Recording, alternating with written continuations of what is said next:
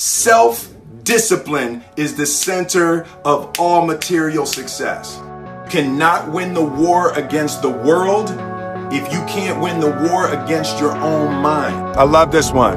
Fail early, fail often, fail forward. It's always a little bit frustrating to me when people have a negative relationship with failure. Failure is a massive part of being able to be successful. You have to get comfortable with failure. You have to actually seek failure. Failure is where all of the lessons are. When you go to the gym and you work out, you're actually seeking failure. You want to take your muscles to the point where you get to failure, because that's where the adaptation is. That's where growth is. Successful people fail a lot. They fail a whole lot more than they succeed, but they extract the lessons from the failure and they use the energy and they use the wisdom to come around to the next phase of success. You gotta take a shot. You have to live at the edge of your capabilities. You gotta live where you're almost certain you're gonna fail. That's the reason for practice. Practice is controlled failure. You're getting to your limit, getting to your limit, getting to your limit. You can't lift that, you can't do that, until you get to the point that all of a sudden your body makes the adjustment and then you can do it. Failure actually helps you to recognize the areas where you need to evolve. So fail early, fail often, fail forward. So a dude screamed to me the other night, "Hey Will, I want to be an actor, man. I want to be an actor just like you." I think people say stuff to me like that. I'm like, yeah, man, you can do it. Just give them an encouraging word. But I was just sitting here thinking, and it dawned on me, 99% of people that say stuff like that are not willing to do what it takes to make their dreams come true. The Marines have a saying, everybody wants to go to heaven, but nobody wants to die. And that's just real. At the center of bringing any dream into fruition is self-discipline. Something as simple as food and eating. It's not about your body as much as it is about your mind. It's getting command of your mind to be able to choose actions that are in your own best interest. Every day, we are choosing shit that's not in our own best interest, right? So if the world is attacking you and the world wants to fight you and the world's trying to hold you down, so you're gonna kick yourself in the balls? So you're gonna stop yourself from getting what you dream. Self-discipline is the center of all material success. You cannot win the war against the world if you can't win the war against your own mind. The only thing that I can see, you can never really look at yourself. The only thing that I see that is distinctly different about me is I'm not afraid to die on a treadmill. Right? I will run. You would not be outworked. I will not be outworked. Right. Period. Yeah. You might have more talent than me. You might be smarter than me. You might be sexier than me. You might be all of those things. You got it on me in 9 categories. But if we get on the treadmill together, right? There's 2 things. You're getting off first, or I'm going to die. It's really that simple, right? So let's go back to the question about what if people block me out. There's going to be 2 options. I'm going to get back in, or I'm going to be dead, right? It's like, you're not going to outwork me. It's such a simple, basic concept. It's the guy who is willing to hustle the most is going to be the guy that just gets that loose ball. He got 2.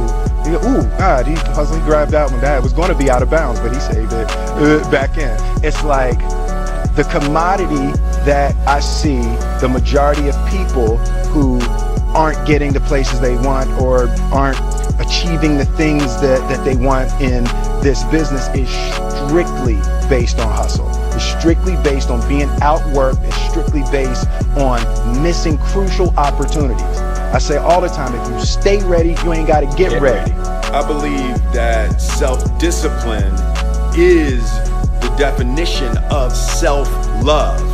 That when you say that you love yourself, that means that you have behavior towards yourself that is loving.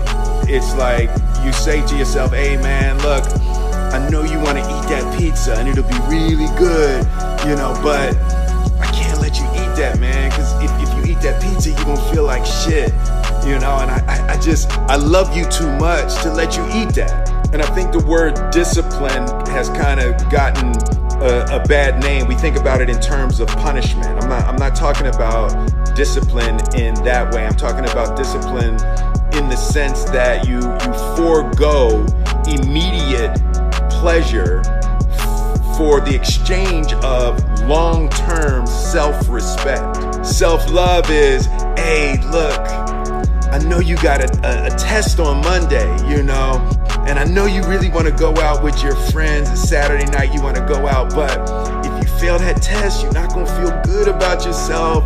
You know, I love you too much to let you go out tonight. Self-discipline is self-love. If you want to be happy, you have to love yourself, which means you have to discipline your behavior. The road to sustained happiness is through disciplining your behavior. And I learned very young from parents. From my parents, absolutely. That you don't try to build a wall. You don't set out to build a wall. You don't say, I'm gonna build the biggest, baddest, greatest wall that's ever been built. You don't start there. You say, I'm gonna lay this brick as perfectly as a brick can be laid. There will not be one brick on the face of the earth that's going to be laid better than this brick that I'm going to lay in this next 10 minutes. And you do that every single day. And soon you have a wall. And soon you have a wall. And I think psychologically, the advantage that gives me over a lot of people that I have been in competition with in different situations is it's difficult to take the first step when you look how big the task is. The task is never huge to me. It's always one brick. Me too. Greatness is not this wonderful, esoteric, elusive, God-like feature that only the special among us will ever taste. You know, it's something that truly exists in all of us. It's very simple. This is what I believe, and I'm willing to die for it. Period. It's that simple. I know who I am, I know what I believe. I know who I am, I know what I believe. That's all I need to know. And that's all I need to know. So from there, you do what you need to do. You know, and I think what happens is we make the situation more complex than it has to be. Because we're looking for complexity. There's got to be something complex to understand. It can't be that easy. The separation of talent and skill is one of the greatest misunderstood concepts for people who are trying to excel, who have dreams, that want to do things. Talent you have naturally. Skill is only developed by hours and hours and hours of beating on your craft. I've never really viewed myself as particularly talented.